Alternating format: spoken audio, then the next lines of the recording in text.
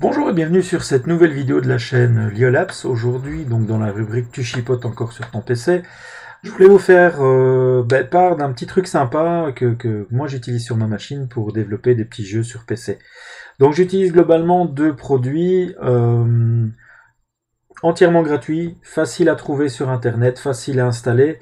Je voulais juste vous montrer en quelques minutes quels étaient les avantages et inconvénients de ce produit.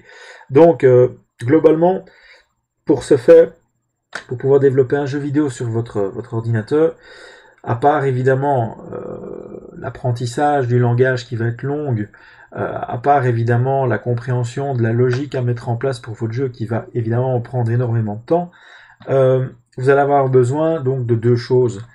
Les outils, pour quand on veut construire un meuble, il vous faut absolument des outils pour pouvoir le faire. Quand vous avez construit une maison, il vous faut des briques, il vous faut en tout cas du matériel donc pour pouvoir y arriver. Alors qu'est-ce que vous avez besoin pour pouvoir trouver ces deux produits?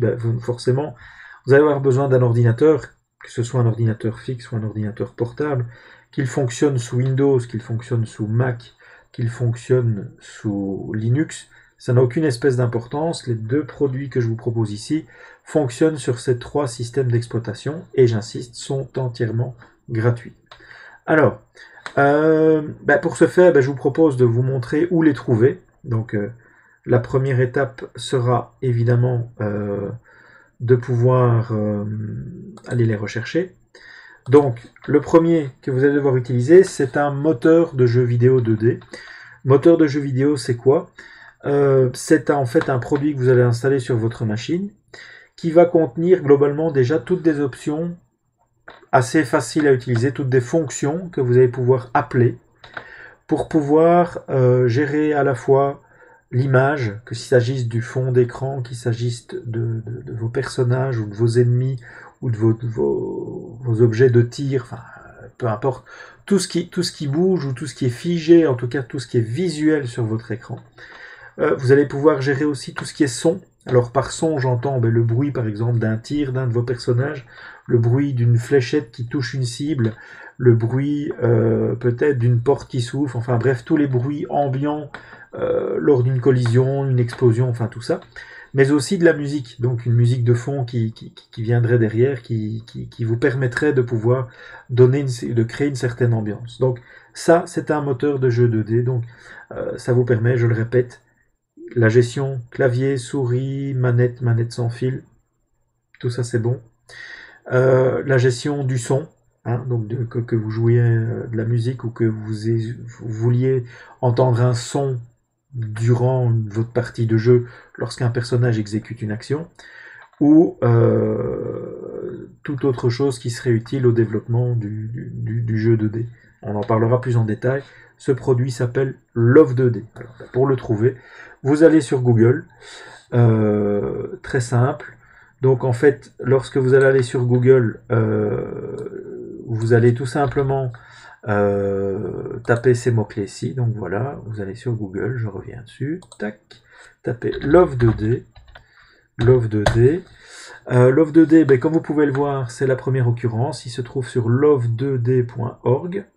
C'est un produit gratuit, d'accord, j'insiste, qui fonctionne sous Windows, qui fonctionne sous Mac, qui fonctionne sous Linux, même Android.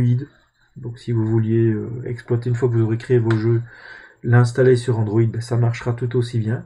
À vous bien sûr d'adapter votre jeu pour que l'écran tactile soit votre manière de pouvoir déplacer votre personnage. Bref, tout ça est possible. Alors vous pouvez constater que donc vous pouvez choisir la version, soit la version avec l'installeur, celle que je vous conseille.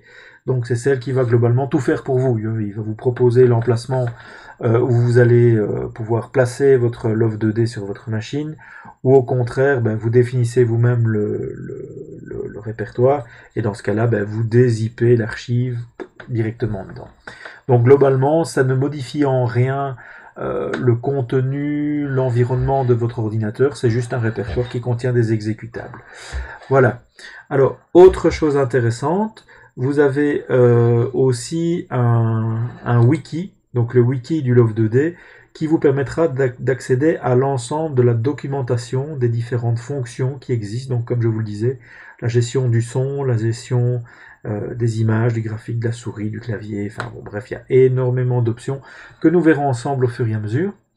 Et alors vous avez aussi, si jamais vous rencontriez des difficultés, la possibilité d'accéder à un forum sur lequel je vous conseille de vous inscrire pour vous permettre de pouvoir poser vos questions. Bon, alors là, il y aura peut-être un petit effort à faire, c'est forcément un forum qui fonctionne essentiellement en anglais. Bon, ce ne sera pas la langue de Molière, mais la langue de Shakespeare qui sera utilisée, mais vous allez voir que c'est assez simple à exploiter, et puis bon, il y a énormément de gens qui l'utilisent aussi en France, en Belgique, donc il y a certainement moyen de trouver aussi d'autres forums sur lesquels pouvoir vous exprimer en français pour vos questions si nécessaire. Donc pas de panique. Donc, quand vous avez choisi le système d'exploitation, vous cliquez sur le bouton vous permettant de pouvoir l'installer. Si vous prenez l'archive, vous ouvrez l'archive, vous placez votre Love2D dans un répertoire de votre choix, ou bien vous utilisez l'installeur, celui que je vous conseille, qui va aller globalement créer à l'endroit de votre choix l'endroit où se trouvera votre moteur de jeu 2D Love2D, et en même temps viendra, petite nuance, ajouter à votre système d'exploitation une variable d'environnement qui dit attention, Love2D il se trouve dans tel répertoire sur tel disque dur de ma machine. Ce sera utile pour le deuxième produit que nous allons installer. Donc ça c'était pour Love2D. Deuxième produit, très simple, vous allez avoir besoin d'un IDE, donc un environnement de développement intégré, donc EDI en français, donc qui s'appelle ZeroBrand Studio. Alors ZeroBrand Studio, même principe, qui se trouve sur studio.zerobrand.com, produit entièrement gratuit, mais lorsque vous allez le télécharger, il va vous proposer, voilà, de verser une petite somme en fonction globalement de votre niveau de satisfaction. Bien sûr, vous n'êtes pas obligé de payer. Vous voyez ici, il y a cette option-ci qui vous permet de télécharger gratuitement le produit. Même principe, il se télécharge, vous prenez la peine d'exécuter l'installeur, suivant, terminé. Le produit ZeroBrand est installé sur votre machine, et vous aurez comme petit logo cette petite tête de robot que vous avez là au-dessus. Alors, quand vous avez, et j'insiste, commencez par Love2D et ensuite sur ZeroBrand. Alors, lorsque vous allez avoir ces deux produits d'installer, en fait, globalement, vous allez avoir un environnement qui ressemble à celui que vous voyez ici, qui globalement contient quoi? Donc, le titre. Vous avez ici File, Edition, Search, blablabla, Project, etc., qui est en anglais. Vous avez des petits boutons d'options qui vont vous permettre de compiler, enfin pas compiler, mais en tout cas d'exécuter, de vérifier la syntaxe de l'ensemble de votre rédaction, d'exécuter votre programme, etc. Alors, deux choses à faire. Si vous voulez, comme moi, l'avoir en français, vous allez devoir aller dans Édition, Préférences, Paramètres utilisateurs. Vous allez devoir rédiger cette petite ligne qui est écrite donc Language égale guillemets fr guillemets enter. Vous n'aurez pas cette zone-ci spécifique qui est en dessous. C'est pas grave, je vous expliquerai en deux mots comment modifier ça si nécessaire. Forcément, c'est pas parce que vous avez écrit cette phrase que ZeroBrand sait qu'il doit automatiquement se convertir en français. C'est au prochain redémarrage qu'il ira lire ce petit fichier user.ula, enfin LUA, qui va lui permettre de dire attention, il y a l'option je dois me mettre en français et s'afficher les menus en français. La deuxième petite chose que vous allez voir qui est différente chez vous par rapport à moi, c'est le fait que moi, mon environnement de fond, il est en noir, écrit sur fond vert. Pourquoi est-ce que j'ai fait ça? C'est parce qu'il m'arrive très souvent de travailler tard, et je préfère avoir un contraste élevé au niveau de mon visuel plutôt qu'un écran blanc qui, je trouve, fatigue fortement les yeux. Alors pour pouvoir le faire, vous allez soit vous passez votre temps à réécrire exactement ce qui est ici, ça risque d'être long et laborieux, ou bien vous avez un petit outil qui est mis à votre disposition, donc vous faites fichier ouvrir, vous allez à l'endroit où se trouve vous avez installé votre ZeroBrand Studio. Moi j'utilise la version 1.80 pour cette vidéo, bon, peut-être déjà une version plus récente, peu importe. Dans ce répertoire, vous avez le sous-répertoire CFG qui contient un code Lua qui s'appelle le Scheme Picker. Alors si vous exécutez le Scheme Picker, allez avoir ici, donc chez vous ce sera blanc, la possibilité de pouvoir sélectionner un des liens et automatiquement, comme vous pouvez voir, suivant ce que vous cliquez, vous allez avoir votre environnement qui change. Alors, forcément, parmi ceux qui vous sont proposés, il y en aura un qui vous plaira certainement. Vous pouvez le laisser par défaut, c'est pas gênant, ça ne change en rien l'utilisation. Par contre, au fur et à mesure que vous allez cliquer, ça va globalement changer, voilà, le contenu que vous avez ici. Alors dans ce cas-là, vous faites un copier-coller de tout votre texte. Voilà, ici. Vous pouvez prendre le code d'exemple, mais ça n'a pas d'importance, vous allez jusque là. Faites copier. Copier. Vous venez dans votre user.cla, vous collez. Et vous voyez ici, il y a clg tomorrow.lua. Et puis après, moi j'avais choisi SCI TELUAIDE. J'ai simplement modifié donc par rapport à ce que vous avez là. Donc suivant le nom, si vous voulez par exemple Monokai, vous sélectionnez Monokai, vous venez dans User et ici vous mettez à la place de ceci, vous mettez Monokai et lors du prochain redémarrage, le Lua aura modifié son apparence au niveau de son IDE de cette manière-ci. Donc n'oubliez pas, ce n'est pas le fait d'avoir copié ceci, n'oubliez pas une fois l'avoir modifié, de le sauvegarder bien sûr, mais ce n'est pas le fait de l'avoir écrit que automatiquement il va l'appliquer. Il faudra fermer votre ZeroBrain Studio et le redémarrer pour que les nouvelles options s'affichent. Autre chose à savoir, une fois que vous avez fait ça, vous allez avoir besoin, je ferme ces deux fenêtres, vous allez avoir besoin de dire à votre ZeroBrain Studio que vous voulez écrire des programmes qui vont exploiter le moteur de jeu Love2D. Alors pour ce faire, vous allez aller dans Projet et dans les options, vous avez Interpréteur Lua. Alors, vous pouvez voir qu'il y a différents interpréteurs possibles. Vous sélectionnez Love2D. Donc c'est peut-être Lua qui est mis pour le moment. Pour ce faire, voilà, vous allez et vous sélectionnez celui qui vous intéresse. Donc ici, Love2D.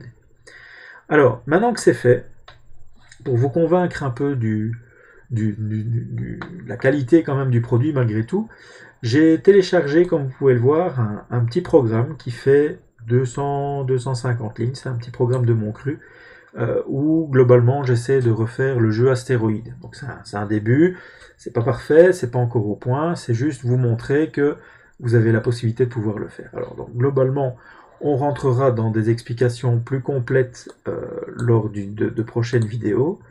Mais globalement, j'ai défini pour mon jeu différents répertoires. Un répertoire qui contient les images de mon jeu, un répertoire qui contient les musiques de mon jeu, un répertoire qui contient les sons, et un fichier qui contient les 250 lignes. Donc on retrouve ici un main.lua, qui contient les 250 lignes, voilà, d'exécution de mon programme. On verra ça dans le détail.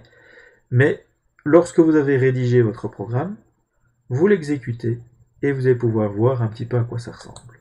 Alors globalement, vous entendez, hein, il y a un petit fond musical. Voilà, il y a un vaisseau, qui fonctionne. Hein, donc avec mes flèches de déplacement, je peux déplacer mon vaisseau. Et vous avez une astéroïde. D'accord. Et quand je vis sur mon astéroïde, donc avec les flèches, je me déplace. Voilà. Je me déplace et je peux me diriger vers mon astéroïde. Toutes les collisions ne sont pas encore bien gérées, à part faire des petites erreurs. Voilà. Quand je touche un bord de l'écran, mon vaisseau rebondit. Il y a des petites choses à corriger. Et globalement, vous pouvez voir sur la zone supérieure que vous avez une zone noire qui devrait contenir, mais qui ne contient pas encore, le menu du jeu avec le nombre de vies, le nombre de tirs qui me restent, le nombre d'astéroïdes avant la prochaine vague, enfin bref, encore plein de petites choses. Ici, nous sommes encore à l'étape du projet du jeu. Nous le développerons au fur et à mesure ensemble, pourquoi pas. Voilà, donc tout ceci pour vous montrer les possibilités qu'a ce produit. Voilà, donc je voulais simplement vous dire que tout d'abord vous remercier pour avoir suivi ce petit tu chipotes encore sur ton PC. Première mouture donc concernant le kit de survie à avoir pour développer un jeu sur PC. J'espère que cette vidéo vous aura plu. N'hésitez pas à vous abonner à ma chaîne si ce n'est pas encore le cas. N'hésitez pas à nous mettre un petit pouce vers le haut, c'est toujours agréable et ça nous encourage, ça donne un peu de visibilité et ça permet de pouvoir rencontrer des gens, c'est qui est le but de cette chaîne, c'est de rencontrer des gens. Je voulais aussi profiter de ce moment pour remercier plusieurs personnes qui me suivent régulièrement. Tout d'abord, un des parrains de cette chaîne, donc Olivier Capelard, qui, vous le verrez, il y aura bientôt une petite surprise grâce à lui sur cette chaîne spécifiquement. Je voulais aussi remercier Michel Louvet qui m'a donné envie de me lancer moi aussi à faire des petites vidéos. Bon, c'est pas, je suis pas aussi professionnel que lui concernant je veux dire l'affichage, l'écran, tout ça. Ce sont des choses qui prennent beaucoup de temps. Moi, je fais ça un peu à l'arrache aussi, comme un de mes compagnons de route aussi dans le domaine du développement de jeux, qui est aussi une des personnes que je souhaiterais remercier. Donc, Loïc, merci à toi. Merci pour ce que tu fais pour moi. Merci pour le partage de tes connaissances avec moi. Voilà, ce sont des gens que j'apprécie énormément et je voulais aussi, par l'occasion, remercier aussi Alpha Centauri qui se reconnaîtra et Stéphane ainsi qu'Henri. Enfin, il y aura plein de gens que je voulais remercier parce que ce sont des gens qui sont formidables, que j'ai eu l'occasion de rencontrer et qui grâce à eux, me donnent l'envie de continuer, me donnent l'envie de poursuivre ce projet, qui est pour moi simplement le partage d'informations avec vous pour vous permettre de faire des choses sympas sur vos machines, de réparation quelconque, que ce soit sur des consoles, sur un ordi, enfin bon bref, plein de petites choses qui semblent parfois très compliquées, mais une fois qu'on vous l'a montré, généralement vous arrivez à le refaire vous-même. Donc merci à toutes ces personnes, merci, merci, merci, et merci à vous de me suivre dans mon blabla, et donc je vous dis à très bientôt sur cette chaîne, et bonne journée ou bonne nuit, ça dépendra de l'heure à laquelle vous regardez cette vidéo. À très bientôt sur Liolabs. Salut!